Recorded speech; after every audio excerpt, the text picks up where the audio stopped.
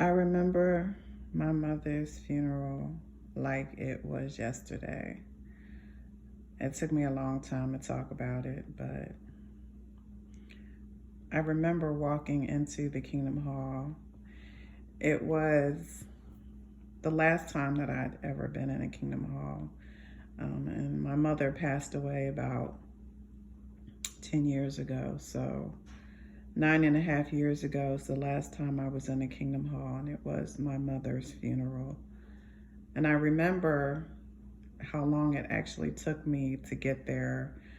I had some dear friends of mine that were driving me, but I was so completely devastated.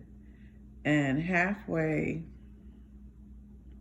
to my mother's funeral, I actually had them pull over because the levity of my mother passing away had hit me. And I really, really felt it for probably the first time that my mother was actually dead. And I composed myself and we continued driving. We got to the Kingdom Hall, and it was a Kingdom Hall I had only been to one other time, and that was probably about 7 years before, when my grandfather had passed away. And when I went to the funeral of my grandfather, I literally hadn't been in a Kingdom Hall for about a decade. And I had told myself that I wasn't going to any more Kingdom Hall funerals, simply because I felt like the Kingdom Hall funerals were more of an advertisement for the religion and not so much a remembrance of the person that had passed away. But when my mother died unexpectedly, I was her only daughter, and because I knew of everything that had happened for my mother to die earlier than she should have, from illnesses and issues that I felt were a manifestation of the things that she had endured in her life, I felt as her only daughter, it was only right that I make this my final chapter in the Kingdom Hall of Jehovah Witnesses. And it was interesting to me. I really did not know what to expect. I had been disfellowshipped for almost 2 decades at that point, probably about 2 decades. And I was disfellowshipped. I had left the religion when I was 17 years old, and I was an apostate.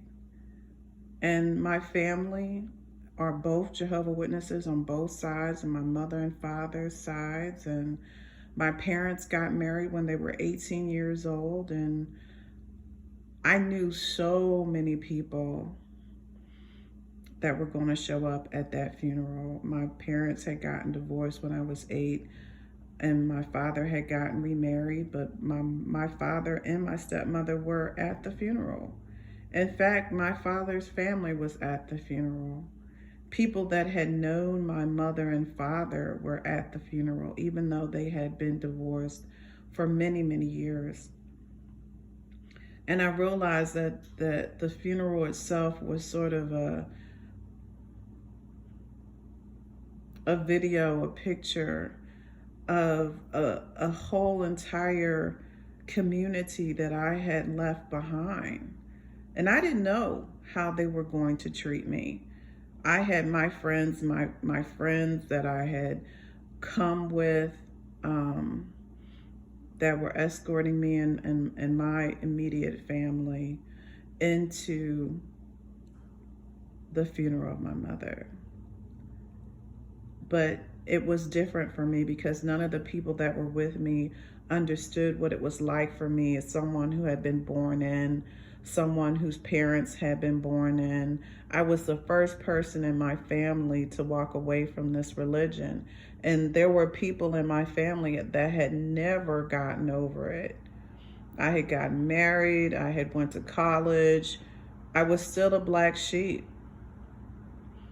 So I didn't know how they were going to react when my friends on both sides of me carried me into the Kingdom Hall. And when I walked in, I realized that they had actually not started the funeral until I came in. My father was standing there waiting for me.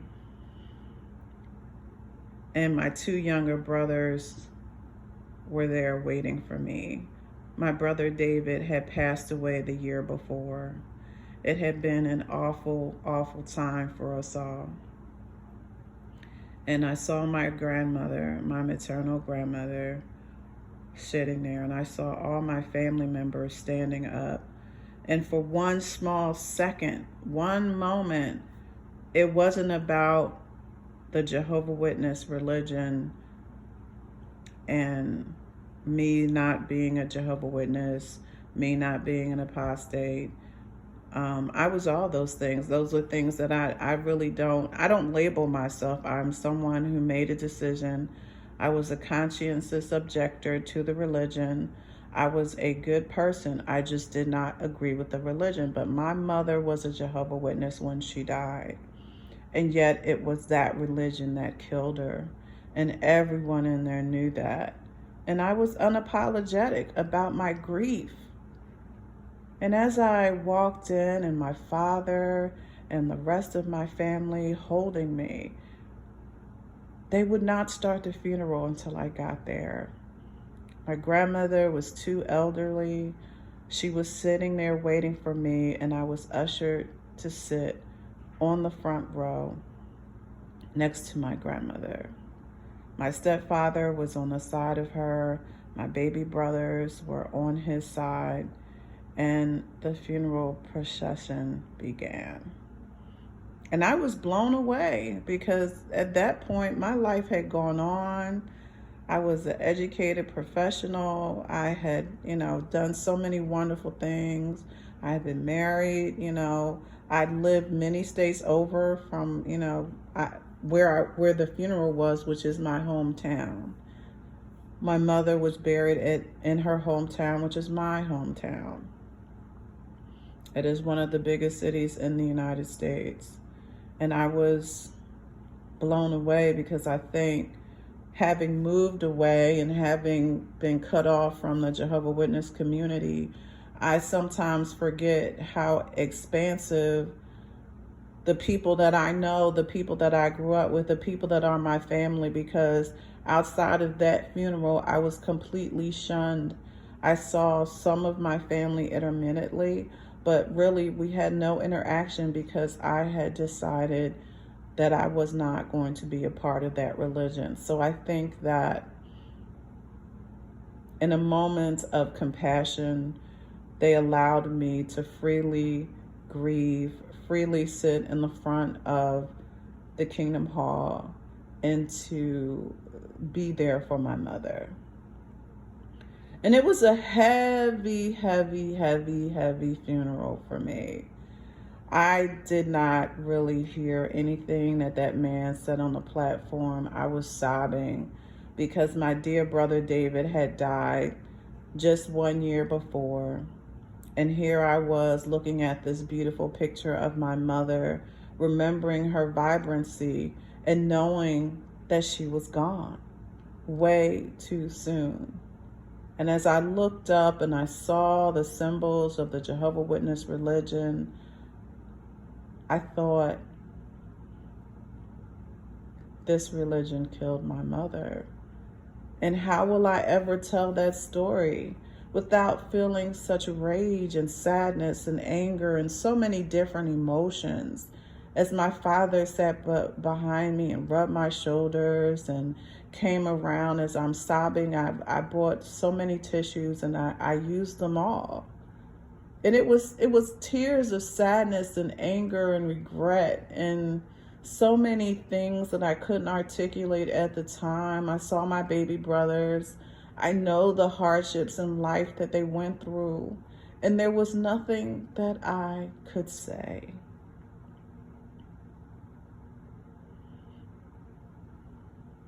I am the oracle I've been doing videos for a little over 2 years. And even when I went to my mother's funeral, there were family secrets that I did not know. My family on both sides have been lifelong Jehovah Witnesses.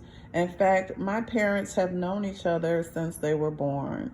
My grandparents on both sides actually were in the truth since they were pregnant before my mother and my grandmother and grandmothers had gotten pregnant with my parents.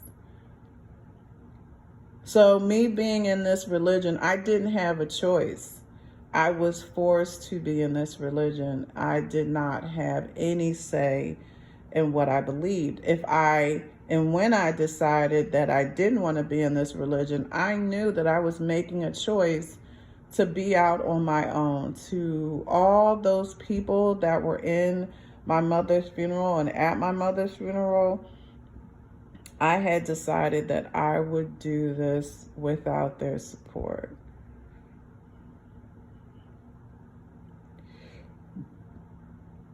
Excuse me. How do you mourn someone who you know has been victimized by a belief system?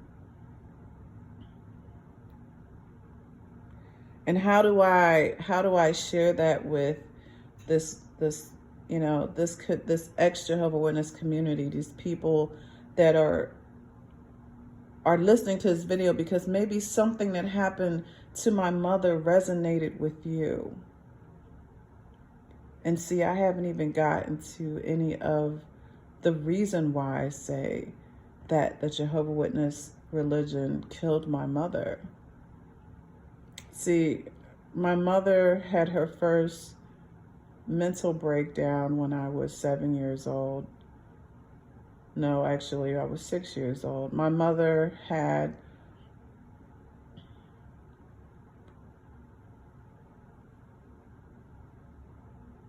this is hurting. My mother and father were married, and my father had joined the military. And my mother had packed my brother David and I up because we were going to live with Daddy on base. Now, before that time, my father had been disfellowshipped, but because it was a Jehovah Witness religion who does not condone divorce only in the worst of circumstances, my mother was being encouraged to work things out with her husband that had physically abused her husband that had a mistress, her husband that had went away to join the military and go through basic training. My father was hardworking. He was smart, but he was not a good man. But my mother, because of the encouragement of the Jehovah Witness religion to be long-suffering, she decided, okay, I'm going to join my husband on base, and we're going to try and work things out, and maybe I can get him to come back to Jehovah. So we take a Greyhound bus. And the short version of this story is that when we get to the front office and my mother goes to the lady at the front desk and is giving her the information that she's requesting so that they can go get my father because his wife and 2 children are there, my mother is informed after about an hour or so that that's odd. Do you have proof of your marriage? Do you have proof of the fact that these are his children? And my mother was horrified. What do you mean? This is my husband. I have my marriage license and their birth certificates. My mother had packed all those things away because we were going to be enrolled in military school. But after my mother provided all of this evidence, a group of men and the woman informed my mother that actually there's a woman here that says that she is William Johnson Jr.'s wife. and that she has 2 children that are his sons. And my mother was horrified. And they finally got my father, and my mother got my grandfather to wire her money, and we got on the Greyhound bus and we drove back to the city that we came from. And my grandparents were going to sell the home or rent it out while we were on base with my father. But because this had happened like a day after we left, my mother just went back into the house and we stayed there. But on the ride back, my mother broke down and she had her first psychotic break, which is called a nervous breakdown. But with family love, and my mother had a lot of sisters, she was able to get herself back. Almost. It's like a vase that has a crack in it. You know, even though that vase is not broken, the crack is still there. And that's literally how I saw my mother. There was a crack. There was a very significant crack, but the bowl had not broken. She was still whole. And she did her best with her 2 children. And she really, really tried. The Jehovah Witness organization told my mother, please don't divorce him, but she had had enough. And my father tried to work things out, but she said, look, my grandfather at that point was a presiding overseer, her father, which I'm going to get to in a minute. And she was given a lot of publications that she could reference saying that he had broke the marital vows. And even though they were encouraging her not to do it, she had the backing of his vow breaking and his adultery that she could use for divorce. But my mother had that crack. What I didn't know, what I only learned probably a little bit after my mother died, is that there was another crack. There was another crack in my mother. Something that had been hidden for years in my family. This grandfather that had been put on a pedestal. This father of hers that everyone had admired. The grandfather who 400 members of the Jehovah Witness organization had come to mourn was a pedophile and had raped my mother and raped my aunts. And that one of the biggest reasons that my mother had left when she was 18 years old was to get away from the tyranny of her father, who was raping and beating her. And how does that equate to the Jehovah Witness organization? I'll tell you why. See, my grandmother wasn't a terrible woman. And my cousins and my cousin, who is the only one that I talk to in my maternal family, because she never got baptized, and she, like myself, went on to become educated and married and had children. And we've kind of been sort of the rock that keeps each other sitting up as we peel back all of the dysfunction in our family, all of the lies and skeletons that were hidden and condoned and endorsed and approved upon because men were allowed to defile their children and beat their wives and rape their wives and rape their children, and women just don't have the power. So my grandmother wasn't this bad woman. My grandmother horrifically found out that her husband was raping her children. But She was a devout Jehovah Witness. Like, I don't know too many people that were as devoted as my grandmother was. She was a pioneer.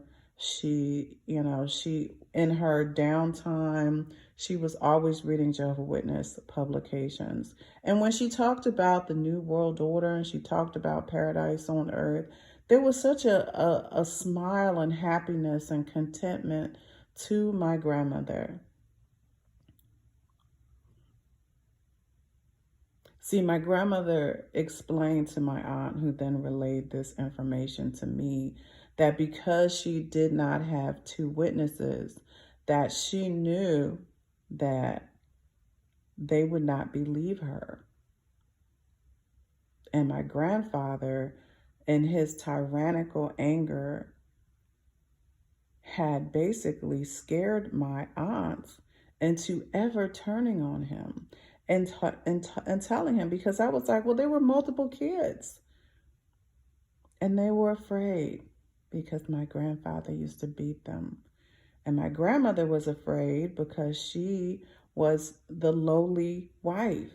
And my grandfather kept saying he'd never do it again and that they won't believe him. He had actually moved up in the Kingdom Hall.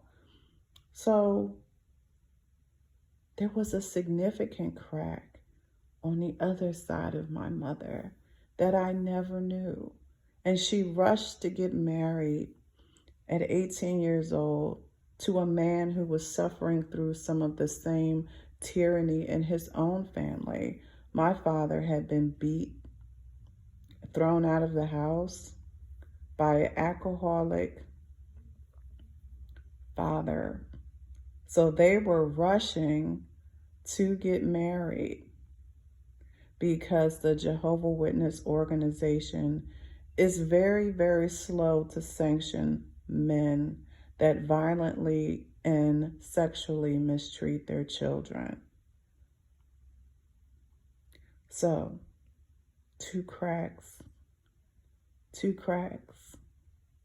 in my mother's armor. And I'm sitting there at this funeral and I'm thinking about what I know, and I still am feeling pain and sadness. And then I think about my stepfather, who was sitting on the other side of my mother. And I think about how they forced and urged my mother to get married to a man who she didn't know, who was mentally ill, who was very, very sick. Oh, he was smart in that he was educated, but he was mentally ill. And so when my mother married him, and they tried to live their life, 1 year after my mother married him, he dislocated my arm by beating me. And he used to mistreat my brothers. He never hit my mother. He was just an emotional, abusive person.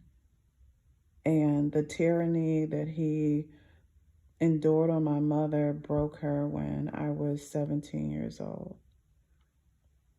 And I remember, because I no longer lived with my mother and stepfather, or my father and stepmother at that time. Again, I was someone that was a bit ahead of my time. I literally divorced my parents when I was 16 years old. Things that people are like, how do you in your mind decide this? And it's really hard to explain to people.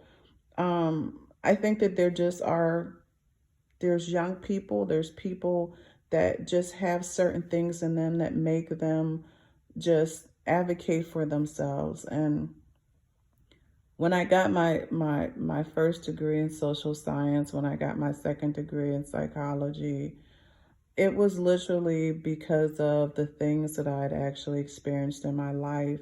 And I wanted to learn about humanity and the dynamics of humanity and why people are the way that they are, and how some people are leaders and some people are followers, and all about group dynamics. Because by that time, I learned a lot about group dynamics in the Jehovah Witness organization and how being in a group affects how people think and behave individually. And it takes a lot when this is the tradition of your family for generations to break free of those groupthink dynamics.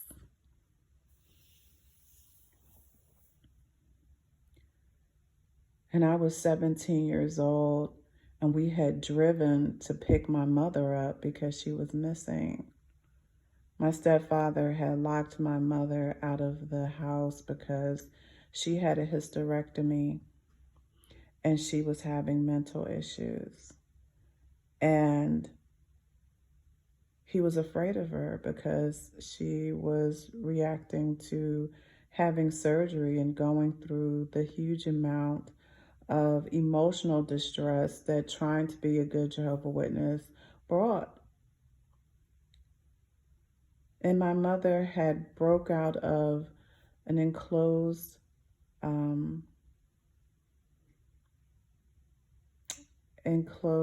back that they had, and she had jumped the fence or climbed the fence and was missing. And I looked at my stepfather and I said, "How could you lock your wife in a back porch?" And he said, "Because she was acting weird and I didn't want her to harm our children." So by that time, my grandparents and my uncle and I had driven up and had called the police to locate my mother. And I never forget how I felt at 17, because there was this scary feeling in the pit of my stomach because I was so afraid that they were going to find my mother lying dead somewhere. And as I'm sitting and I'm listening to this funeral, and I know my mom should not be dead even at that time, I'm replaying all those things. And how when we found my mother, when the police and the emergency personnel found my mother, we had to take her and had to get her analyzed. And they found out that she had some emotional issues. She was diabetic, just a lot of stuff that had come up. And I wasn't studied. I didn't know anything about emotional issues and mental issues, and that just started a lifelong for about 30 years, about 25 years. My mother continued to downward spiral. My mother was institutionalized about 4 times. She had had at least 15 times when she had been what they call 302, where she had been in a mental institution or in a facility for observation for at least 30 days. And my mother started having strokes. I'm sure it was a reaction to the medicine. And then she finally had a stroke, had fell out in the bathroom, and they had rushed her to the hospital. And she never recovered. And she passed away. And I was just putting it all together. See, even in my mother's mental illness, there was no compassion or understanding from the Jehovah Witness religion. See, all they wanted to know is she going to go out in field service? Is she going to turn in her time?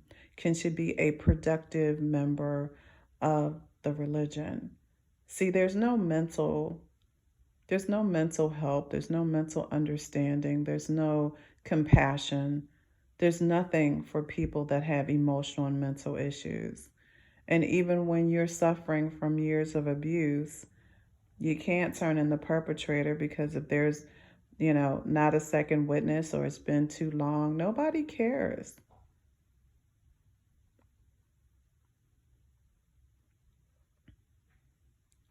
So, when I say that the Jehovah Witness organization killed my mother, it's not just me saying that figuratively and literally. I'm saying There's a lot of people like my mother that have been murdered by this religion. See, my mother never recovered from being raped and beat by her father. And she never recovered from being beat and humiliated and cheated on by my father. And I remember looking at my father at the funeral. He was so broken up, so broken up. And he had been disfellowshipped 4 times. He had been reinstated and was now an elder, married to the woman that he had cheated on my mother with. And there are so many people in their congregation that have no idea about his past. And they tell you, get over it. Don't focus on the past. Focus on the future. But your pain is still there. The cracks are still there. Not everybody's strong enough. Not everybody has the ability to rise above abuse and mistreatment. And maybe just a little bit of compassion, would mean so much. I think it took me so long to do this video because I had to get over the rage. And I don't know how to explain that. I was so angry at the Jehovah Witness organization. And then I was sad. I was beyond sad. I was beyond, my brother had passed away. And a lot of that had to do with him not wanting to be a witness and dealing with all of the effects of people mistreating him and people not being there to support him simply because he chose to exercise his right to think and believe as he wants. Do I think that my mother was this devoted Jehovah Witness? I don't know. I don't think she truly was, because she was doing it because she really didn't have much of a choice. Because there were times when I would meet my mother and I would see her in the hospital room and she would look at me and she would say, I don't want to be a Jehovah Witness. But then the witnesses would come and they would read scripture to her and encourage her to be long-suffering. And, in the last years of her life, my mother was a shell of herself. She was on so much medication that, the personality, the woman that I knew when I was a youngster was gone. And even though I was sad, so sad that my mother was gone, I was happy she was at peace. But I know that my mother had such a wonderful quality about her. She was a beautiful person. She was sweet. She was loving. She had a magical ability about her. And the Jehovah Witness organization failed her. All the men that mistreated and abused her and bullied her failed her. And the organization sanctioned it. But here's what they didn't do. They didn't stop all the goodness that she brought into this world, because I'm still here. And I'm here to share my mother's story. And I'm here for people to see how completely tragic and how completely destructive this organization is to people like my mother. And that is the sole reason that I do videos, because my mother's death will not be in vain. My mother was sexually abused by her father, a presiding elder that never was brought to trial. And as I sat in that Kingdom Hall and I said my goodbyes to my mother, and I told her that I loved her with all my heart and that her death will not be in vain. So I hope that a little bit of my mother's story is meaningful to you, but it's also to encourage all of those people that are fighting this organization against pedophilia and sexual abuse to never give up the fight. Because if you can save one life, if you can save one child from being brutalized by their parents,